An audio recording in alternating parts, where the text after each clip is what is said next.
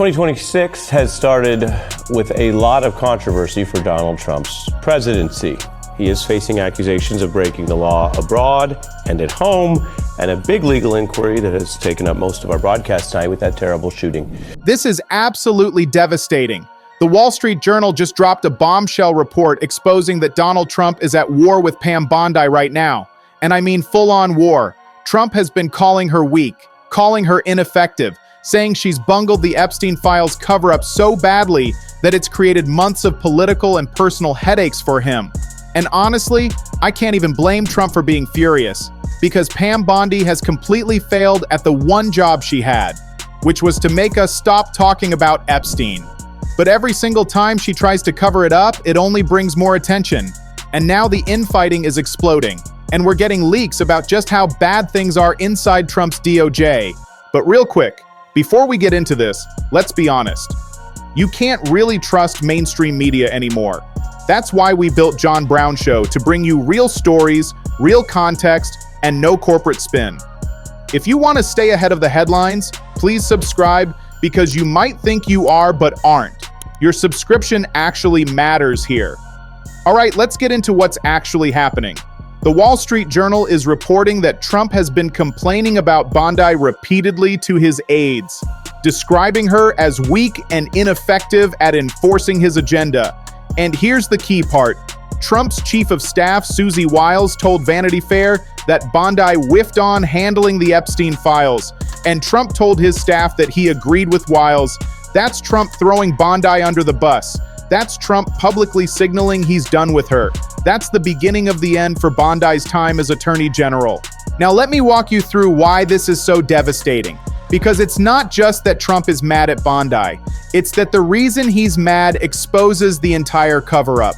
Trump is furious because Bondi's handling of the FBI files on Jeffrey Epstein has created months of political and personal headaches for him. Political and personal, that tells you everything.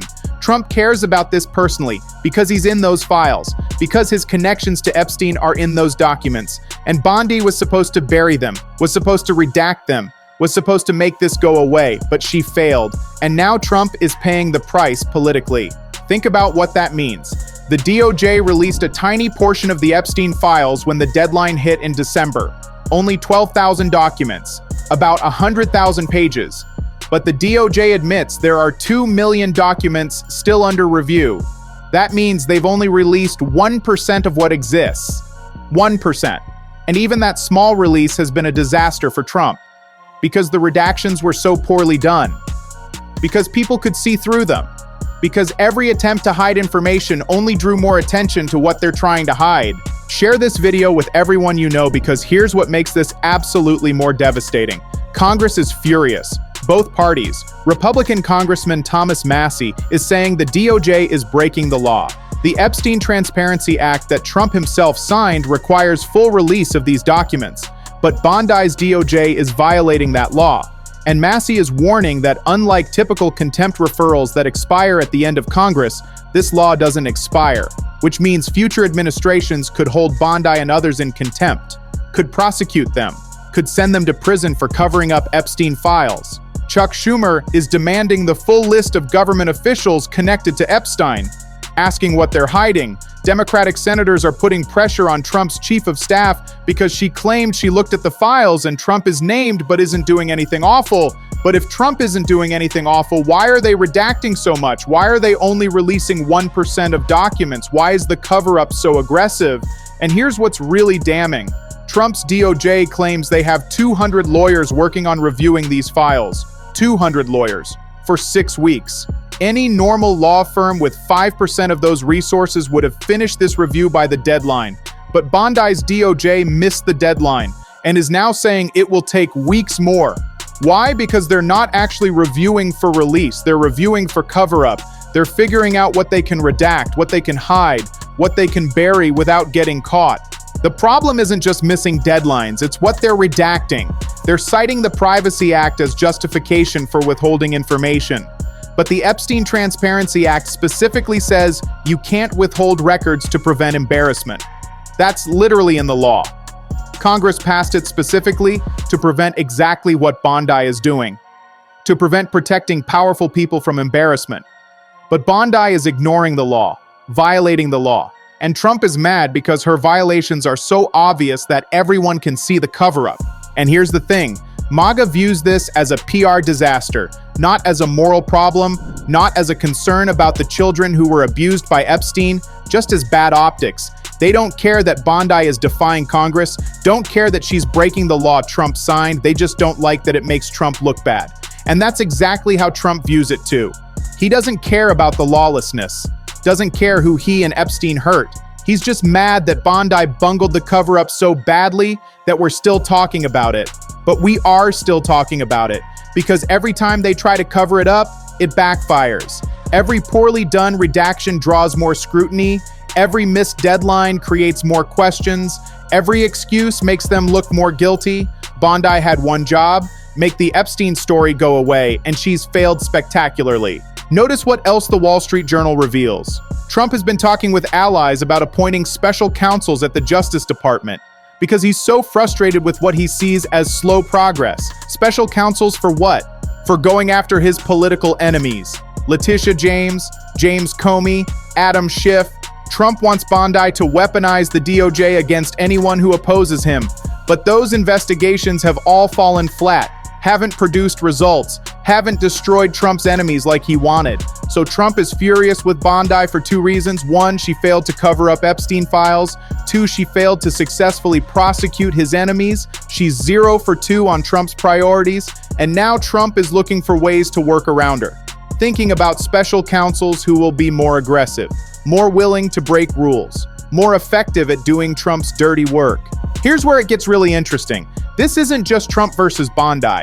It's about to become Bondi versus Scott Bessent too, because Trump is also furious with Bessent right now.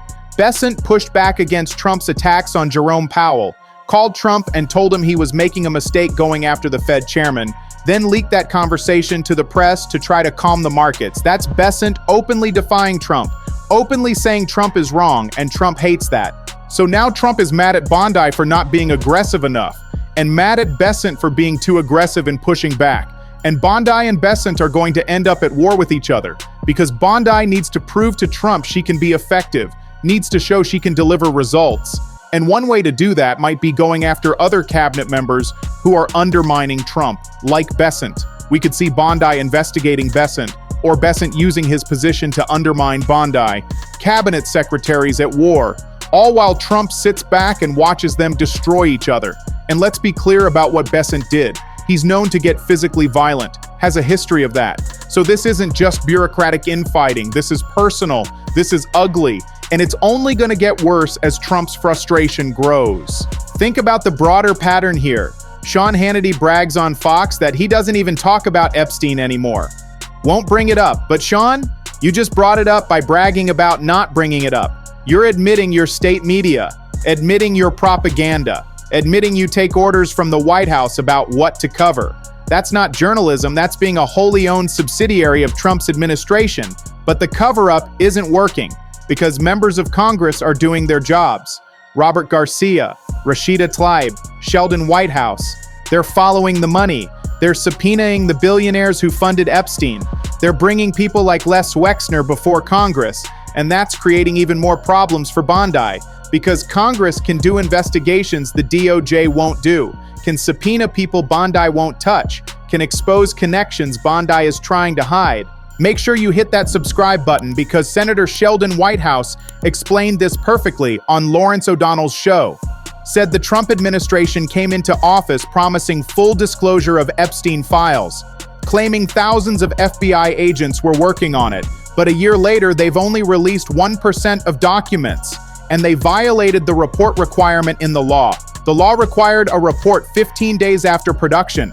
They didn't file it. That's a violation. That's breaking the law. That's the Attorney General openly defying a statute Trump signed. So White House and other senators asked the Inspector General to investigate, to look into whether this was incompetence or deliberate or misbehavior. What the hell happened that this top priority of Patel and Bondi and Trump wasn't ready when the deadline came? And this is a bipartisan request, includes Republican senators, includes the chairman of the Judiciary Committee. So there's real pressure building, real consequences possible. And in the House, Democrats got a subpoena issued for Les Wexner, the billionaire who funded Epstein for years, who gave Epstein money for reasons no one understands. Why did a billionaire retail magnate need anything from Jeffrey Epstein worth paying for? What service was Epstein providing? Those are the questions Wexner needs to answer under oath, and that testimony could be a breakthrough, could expose the whole network, could connect all the dots between Epstein and powerful people. But here's the tell. It took Democratic pressure from the minority to get that subpoena issued. The Trump administration, DOJ, didn't do it. The FBI under Kash Patel didn't do it. They had a year, had all the resources of the federal government, but didn't subpoena Wexner, didn't investigate suspicious activity reports, didn't follow the billions of dollars flowing through Epstein's accounts to foreign countries and mysterious women, just sat on everything, covered it up, protected the powerful people in those files. Senator Ron Wyden's Senate Finance Committee got information about those suspicious activity reports. SAR reports that banks file when they see fishy financial activity. Billions flowing through Epstein accounts. Reports that went to DOJ. But under Patel and Bondi, nothing happened. DOJ couldn't figure out that suspicious activity reports might lead to suspicious activity worth investigating. Didn't follow up, didn't subpoena, didn't prosecute, just buried it all. That's comprehensive cover-up. That's using all the power of DOJ and FBI to protect Epstein's network, to protect Trump, to protect everyone connected to this scandal, and now it's falling apart because Congress won't stop, because the Inspector General is investigating, because every attempt to hide information fails and draws more attention. And Trump knows Bondi is the problem, knows she's the face of this failed cover-up, knows she's the one who will take the blame when it all comes out, so he's attacking her now, calling her weak, calling her ineffective, setting her up as the scapegoat. When the full Epstein files eventually come out, when the connections get exposed, when the cover-up is undeniable, Trump will say it was all Bondi's fault. She was supposed to handle it, she failed, he trusted her, and she let him down. That's the play. That's why he's attacking her now. But it won't work. Because Trump signed the Epstein Transparency Act, because Trump appointed Bondi, because Trump has been personally involved in this cover-up from day one. Attacking Bondi now doesn't change that, doesn't erase his role, just makes him look more guilty, makes it more obvious he has something to hide. Notice what Congress can still do. They can follow the money, can subpoena Epstein's estate, can bring in everyone connected to him, can force testimony under oath. And Trump can't stop that, can't block congressional subpoenas, can't prevent investigations. All he can do is try to control the narrative, try to blame Bondi, try to distract with attacks on his enemies. But none of that stops Congress from uncovering the truth. And the truth is coming. Maybe slowly, maybe with delays and obstruction, but it's coming. Because too many people are demanding it. Too many members of Congress from both parties. Too many victims who deserve justice. Too many Americans who want to know why powerful people were connected to a sex trafficker, why those connections were hidden, why the cover-up has been so aggressive. Think about where this leaves Bondi.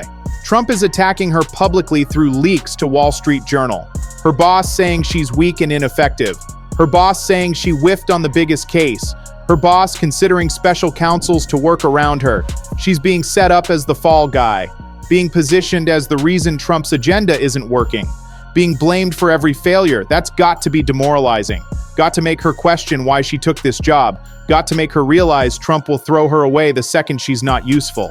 But Bondi can't quit, can't resign, because that would look like admission of failure, would validate everything Trump is saying about her, would end her career in MAGA world, so she's trapped. Has to keep doing Trump's dirty work, has to keep trying to cover up Epstein files, has to keep trying to prosecute Trump's enemies, all while knowing Trump is trashing her behind her back, all while knowing she's being set up as the scapegoat.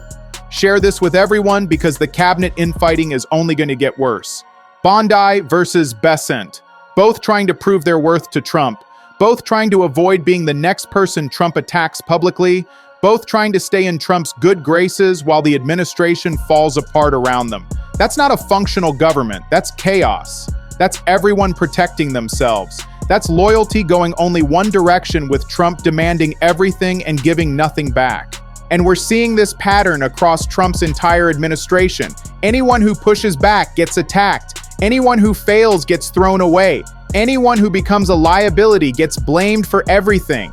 That creates an environment where nobody tells Trump the truth, where everyone just tries to stay on his good side, where the goal isn't good governance but survival. And that's how you get disasters like the Epstein files cover-up, where everyone knows it's wrong, everyone knows it's illegal, but everyone goes along because the alternative is becoming Trump's next target. The Wall Street Journal article exposes all of this, shows Trump's thinking, shows his priorities, shows what he really cares about. And it's not justice, not transparency, not following the law he signed. It's protecting himself, it's avoiding embarrassment, it's making problems go away regardless of legality or morality.